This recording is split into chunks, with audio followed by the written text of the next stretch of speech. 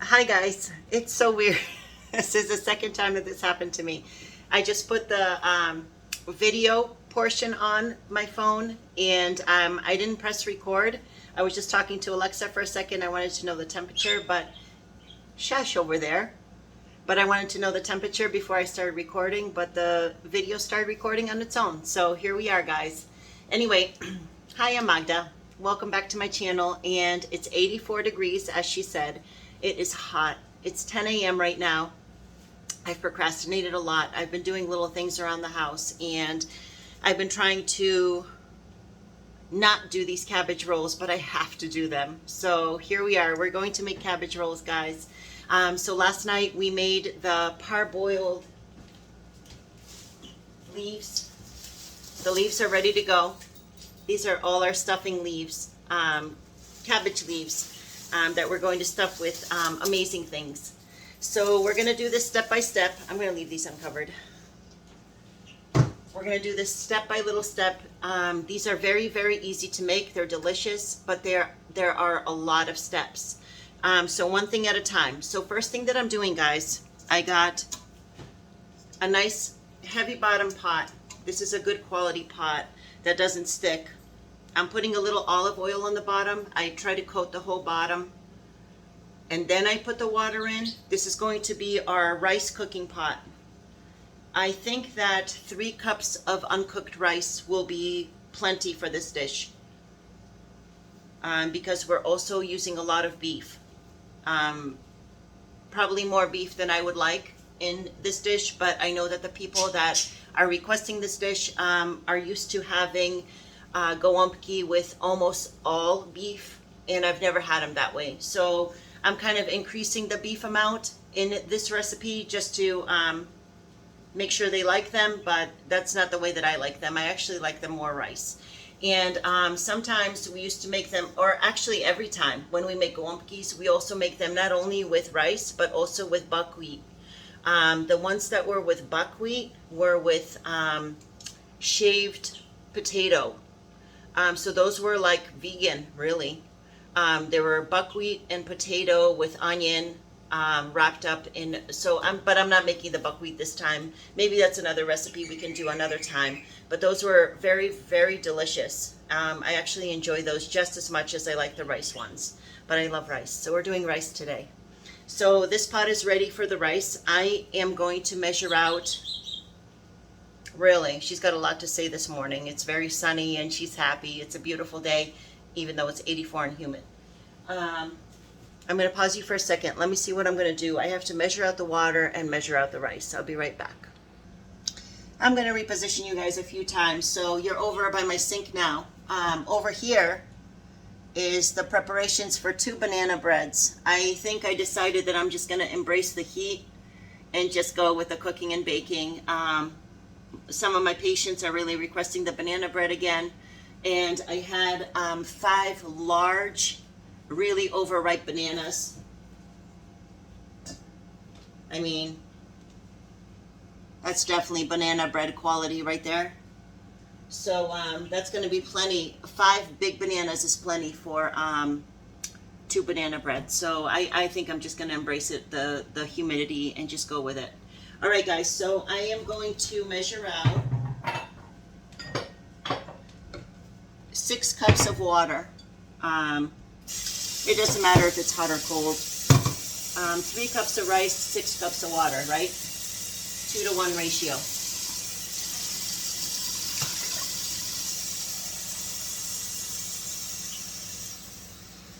And what we're going to do with this rice, usually rice cooks for 20 minutes to be done.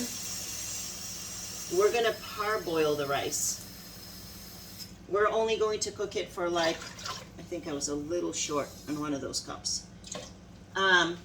We're only going to cook it for maybe 14 minutes. So it's like al dente, a little bit hard because these cabbage rolls are going into the oven, and that's where they're going to finish baking and cooking at the same time. So the rice is not going to be fully cooked before we wrap up the rolls. I'm going to put this on the stove. I'm going to put it on high and get the water to boil. I'm going to put a little bit of salt in here, and I'll be right back.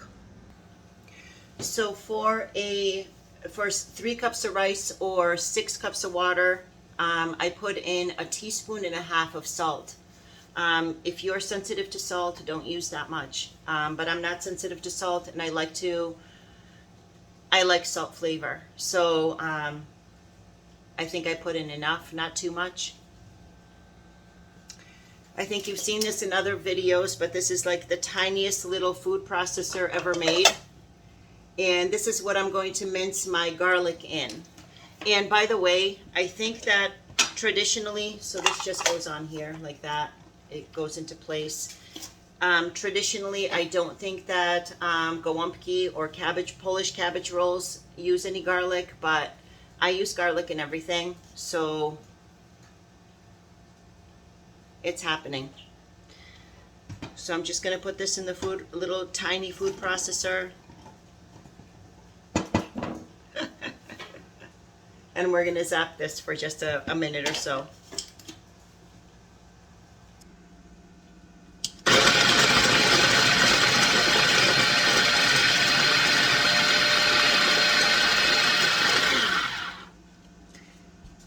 I don't know that I'm going to use all of this garlic. There's quite a bit. But I might. The rice water is boiling, and I want to use this up. I've had this for a little while. It's not expired, but I just want to use up the rest of the container. So this is jasmine rice with basmati, and then I just got extra jasmine rice. I like the little extra kick that this rice has, like a little extra scent to it. It's really, really nice. I think it's going to make a nice addition to the cabbage roll, rather than just plain white rice with no aromatic sort of a flavor to it. So I'm going to use so I have 6 cups of water over there boiling. I'm going to use 3 cups of rice. Okay guys, now we're going to prepare the onions. I love this little machine here.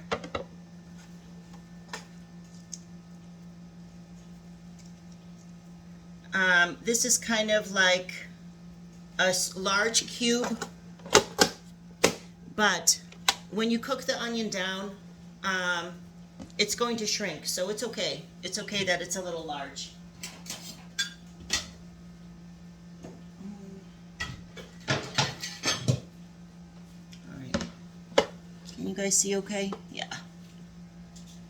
So what I'm going to do is just do, kind of the same size slices as the cube size looks.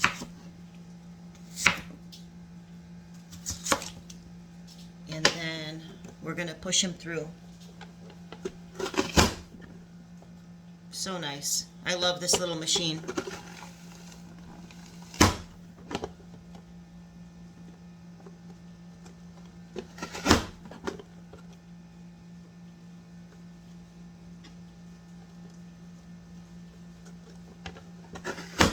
Perfect little cubes.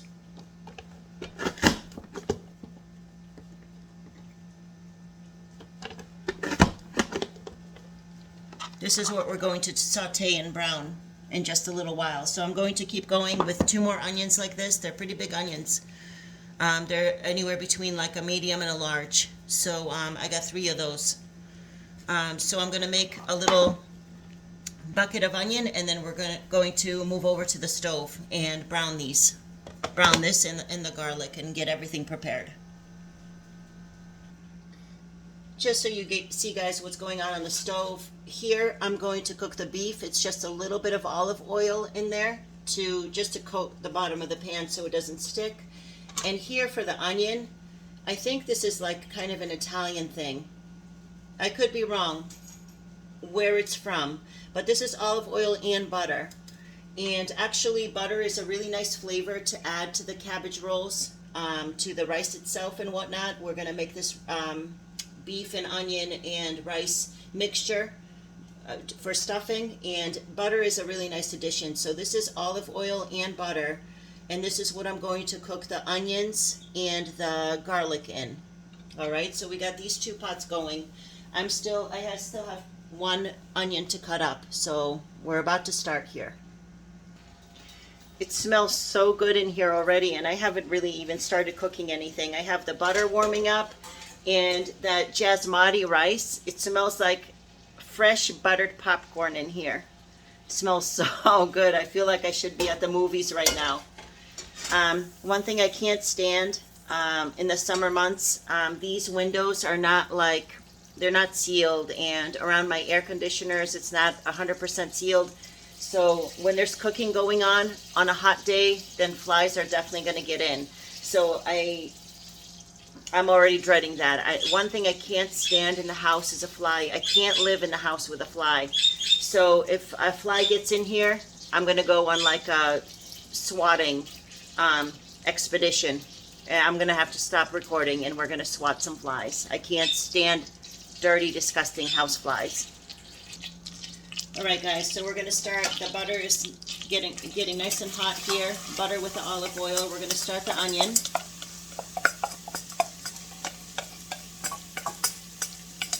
Onion takes a longer time to brown than garlic. The garlic will go in later. I'm going to turn this up. This is going to need some heat to get brown. And the other thing that I do with onions is I put in a little bit of salt so that they release their water. They release the water, and once they release the water, they're able to brown easier, the onion.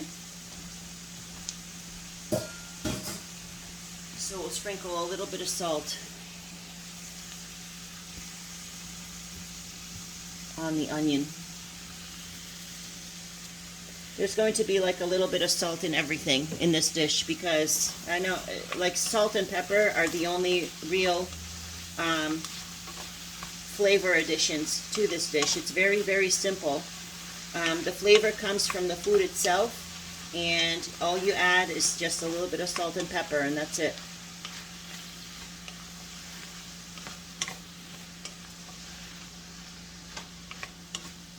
Nice amount of onion. I love onion. I love garlic. So you know what?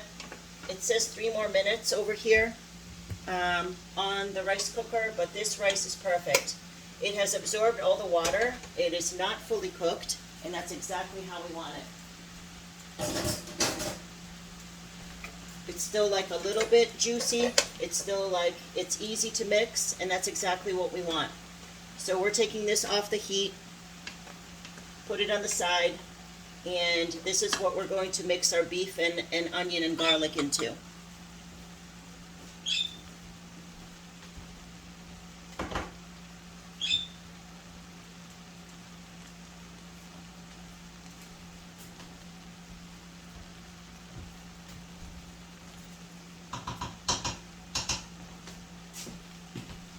Yeah, I just tasted the rice. It's definitely al dente, which is perfect, and it is not over salted. It is just perfectly, perfectly salted, so we're good. We're doing a good job. All right, so actually I'm going to move this over here on the bigger burner. I'm going to turn the heat up a little bit, and we're going to get the beef. Okay guys, so the onion's going, doing its thing, steaming away, and I just put the beef in. I just salted the beef.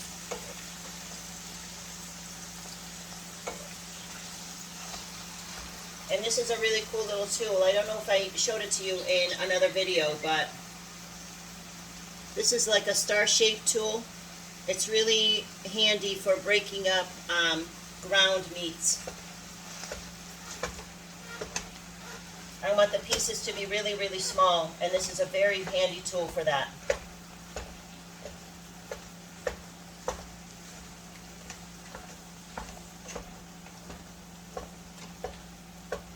The smaller the little pieces of beef are, like the better they will flavor the rice. They'll spread out more, so that's what I want. This is, I think, about 2.5 pounds of beef, if I had to guess.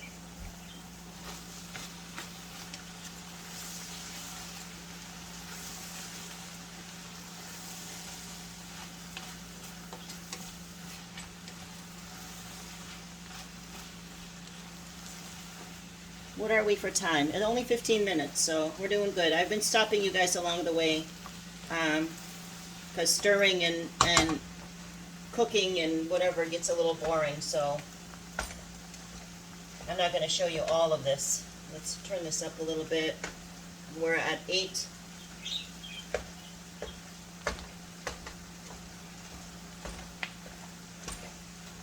If I had my choice, I would have a gas stove. I'm not a fan of electric. I had a gas stove back in the day. It was just the best thing ever.